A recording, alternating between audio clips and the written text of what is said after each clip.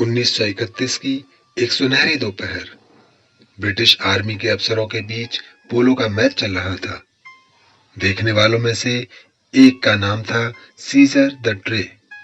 ये साहब स्विस घड़ियों के बहुत शौकीन थे। मैच के बीचों बीच घड़ियों की बात चल पड़ी। एक ब्रिटिश अफसर कहता है कि बॉल लगने से मेरी घड़ी का कांच टूट जाता है। क्या कोई ऐसी घड़ी है जिसका कांच न टूटे? ऐसा पक्का कांच बनाना तो संभव न था, किंतु सीजर के मस्तिष्क में एक डिजाइन का आइडिया आया। उसने येगर ली कोल्टा नाम की स्विस कंपनी से बात की और ऐसी घड़ी का डिजाइन तैयार करवाया जिसका डायल पलटा जा सकता था। खेलने के दौरान डायल के पीछे वाला हिस्सा आगे कर सकते थे और आगे वाला पीछे। इस घड़ी को नाम मिला रिवर्सो। घड़ी लॉन्च हुई और हाथों हाथ बिकने लगी। भारत में स्विस घड़ियों की बड़ी मांग थी, विशेषकर राजा महाराजाओं के बीच।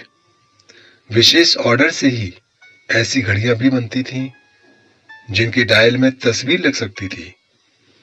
तस्वीर वाली घड़ियां उपहार में देने का चलन चल पड़ा। वर्ष 2004 में येगर ली कोल्टा अपने म्यूजियम के लिए पुरानी घड़ियां ढूंढ रही थी। इसी दौरान एक नीलामी में उन्हें एक 1932 में बनी रिवर्सो मिली। इस घड़ी में एक भारतीय राजकुमारी का चेहरा बना हुआ था। इसके बारे में बहुत खोजबीन हुई कि यह तस्वीर किसकी है। जब ये घड़ी बनी थी तब 550 से अधिक रियासतें थीं, इसलिए तमाम एल्बम खंगाले गए। फिर बात जाकर एक रानी पर ठहरी। यह वही रानी थी जिसने सही घड़ी पर सही कदम न उठाया होता तो भारत का एक हिस्सा पाकिस्तान के कब्जे में जा सकता था। वर्ष 1947 की बात है, जब आजादी से पहले की रियासतों को लेकर गहमागहमी आरंभ हो चुकी थी। उत्तर पूर्व भारत में त्रिपुरा राज्य पर माणिक्य वंश का राज था। राजा थे वीर विक्रम किशोर देव वर्मन। आज जो त्रिपुरा है, अंग्रेज उसे हिल टिप्पेरा के नाम से बुलाते थे। साथ ही इसमें टिप्पेरा जिला भी आता था। पहले उदयपुर इसकी राजधानी हुआ करती थी। फिर 18वीं शताब्दी का पुराना अगरतला और 19वीं शताब्दी में एक नए शहर को अगरतला नाम देकर राजधानी बनाया गया। त्रिपुरा के राजा तब आसपास के इलाके जैसे नोआखली और सिलहट से भी राजस्व वसूला करते थे, जिसका एक हिस्सा अंग्रेजों के पास जाता था। अब आजादी से ठीक पहले एक खेल होता है। रेडक्लिफ ने बंटवारे में टिप्पेरा जिला, नोआखली समेत एक बड़ा हिस्सा पाकिस्तान को दे दिया। इसके अलावा चिटगांव का पहाड़ी इलाका भी पाकिस्तान के हिस्से में दे दिया गया, जबकि चिटगांव की 97% जनसंख्या बौद्ध धर्म मानने वालों की थी और ये लोग भारत में सम्मिलित होना चाहते थे। मुस्लिम लीग 1947 के आरंभ से ही इसको लेकर प्रयासरत थी। दंगों का माहौल बना तो इन इलाकों से लोग भागकर त्रिपुरा और आसपास के राज्यों में शरण लेने पहुंचे। 1947 के अप्रैल महीने तक राजा वीर विक्रम को अंदेशा हो चुका था कि भारत पाकिस्तान बंटवारे की घोषणा होते ही परिस्थितियां और बुरी हो जाएंगी। 28 अप्रैल 1947 के दिन राजा वीर विक्रम ने घोषणा की कि त्रिपुरा भारत का हिस्सा बनेगा।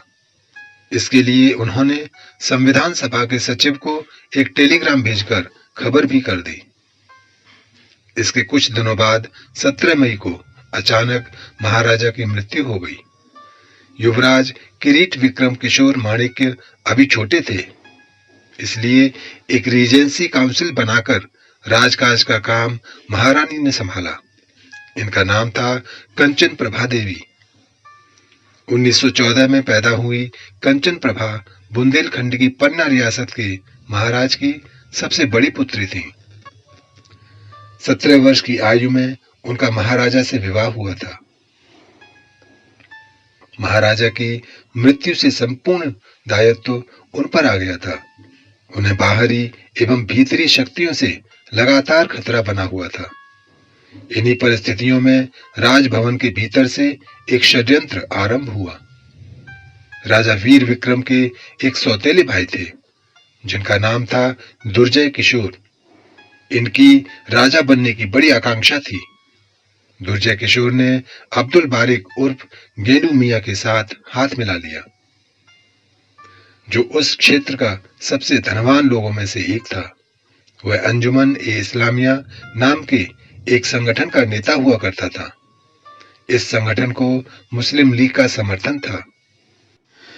बारिक और दुर्जय चाहते थे कि त्रिपुरा को पाकिस्तान में मिला दिया जाए, जैसा कि स्वार्थी और लालची हिंदू तात्कालिक दृष्टि से भी यही सोचता है, वैसे ही दुर्जय सोचता था कि इसके बाद सत्ता उसके हाथ में आ जाएगी। 11 जून को त्रिपुरा काउंसिल ने एक नोटिफिकेशन निकाला और सारी जनता को सूचित कर दिया कि महाराज वीर विक्रम पहले ही भारत में मिलने का निर्णय ले चुके हैं। इसके अलावा उन्होंने त्रिपुरा की ओर से संविधान सभा में अपना रिप्रेजेंटेटिव भी नामांकित कर दिया।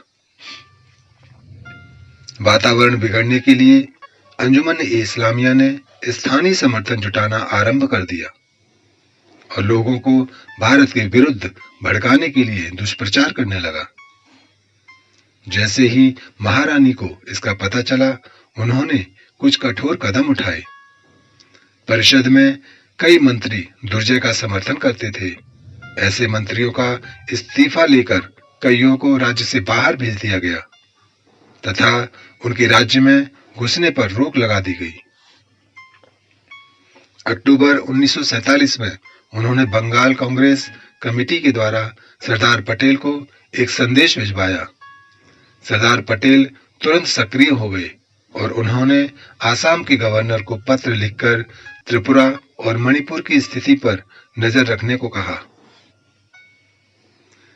महारानी को कुछ समय तक सुरक्षा के लिए शिलोंग में रखा गया और कुछ ही दिनों बाद एयरफोर्स की एक टुकड़ी त्रिपुरा के लिए रवाना हो गई। भारत सरकार की सलाह से 12 जनवरी 1948 को महारानी ने रीजेंसी काउंसिल भंग कर दी। महारानी ने त्रिपुरा में किसी भी तरह का कोई विद्रोह होने से बचाए रखा। वहीं सरदार पटेल ने सुनिश्चित किया कि त्रिपुरा में पाकिस्तान कश्मीर जैसा कोई एक्शन न कर पाए। 9 सितंबर 1949 को त्रिपुरा मर्जर डॉक्यूमेंट पर हस्ताक्षर हुए और 15 अक्टूबर 1949 को त्रिपुरा का आधिकारिक तौर पर भारत में विलय हो गया।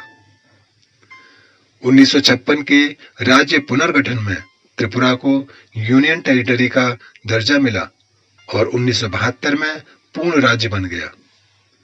येगर लीकोल्टा कंपनी ने ऑक्शन में 50 लाख रुपए देकर इस घड़ी को खरीदा था।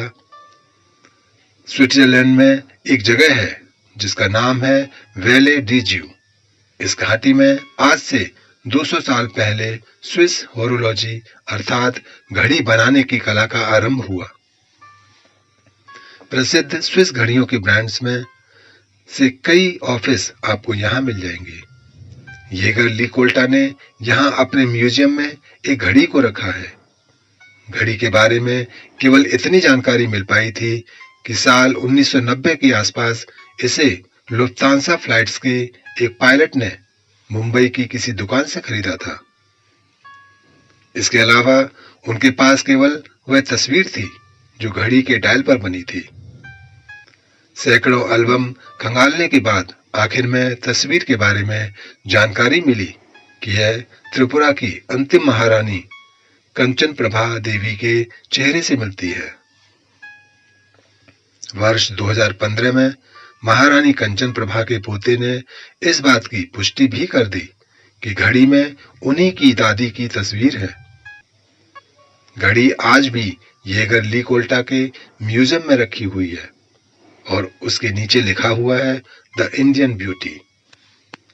दोस्तों, आपको ये वीडियो कैसा लगा हमें कमेंट करके अवश्य बताइए और वीडियो को लाइक और शेयर करना ना भूलें। जय हिंद।